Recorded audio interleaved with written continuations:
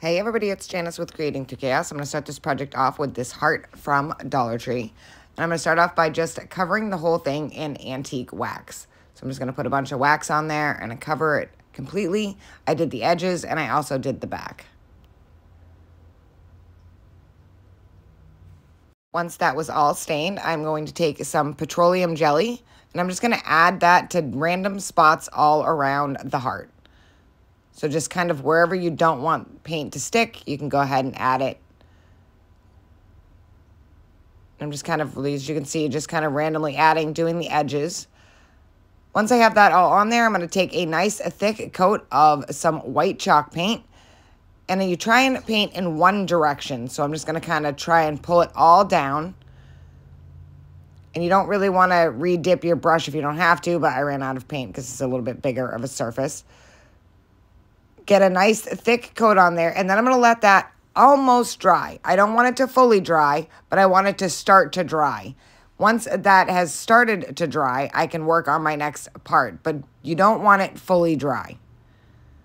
So once I had it to that point, I'm going to take a scraper and I'm going to scrape off all of that excess paint.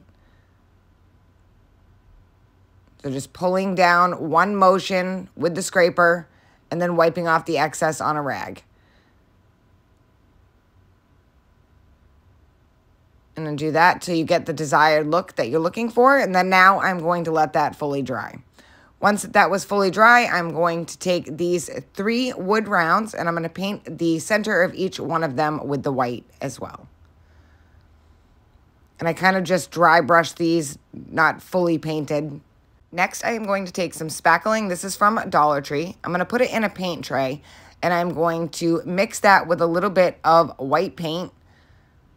And I tried to use some off the cap of my chalk paint, but I didn't have enough. So I'm just going to take a paintbrush and grab a little bit more and then mix that all together.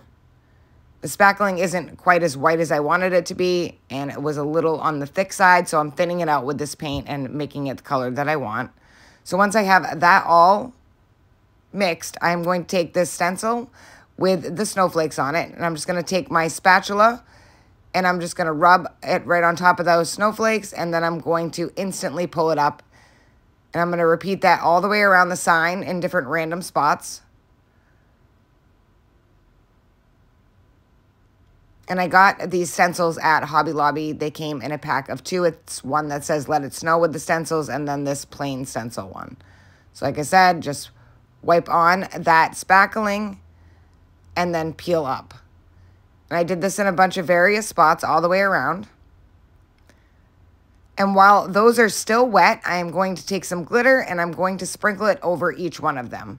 So I just used some fine glitter from Walmart. And sprinkle that right on those and then bang off the excess. And now you can just let that fully dry. Once that was fully dry, I am going to start adding my wood rounds. So I'm just going to put the 2 at the bottom and then 1 on top of that to build a snowman. So I'm just kind of making sure that they're even here. See where I want them spaced, and then I'm going to glue them down.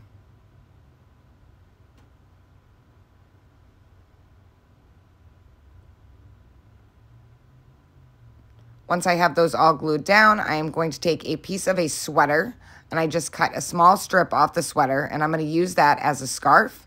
So I just cut it from this part. It was like the ribbing of the sweater, so I cut that out.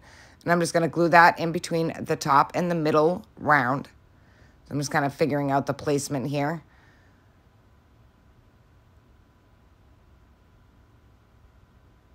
I'm going to lay those together and then glue them down.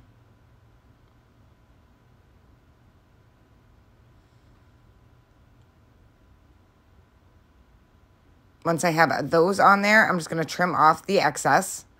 Then I'm going to take these 2 pieces of wire. I twisted them. I just took 2 pieces of wire together, twisted them together, and then cut them. And those are going to be the arms. I'm going to put that on either side. And then I'm going to add these rusty stars. And I'm going to put one of those on the middle and one on the bottom. So they're just little tiny rusty stars that I had. And I'm going to leave this as plain as possible. I really like the natural look of it, so I didn't want to go overboard. So now I'm just going to add a twine hanger, and that is it. This project is finished. I think this turned out so super cute, and I just love the simplicity of it. You can add color if you want. I did not want to. I wanted it to be like an all-winter thing. You could change the color of the scarf. You can add a face if you want to. I just really wanted to leave it as plain as possible. Thank you guys for watching. I hope you enjoyed this video. I hope it inspires you to make one. And as always, don't forget to spread the chaos.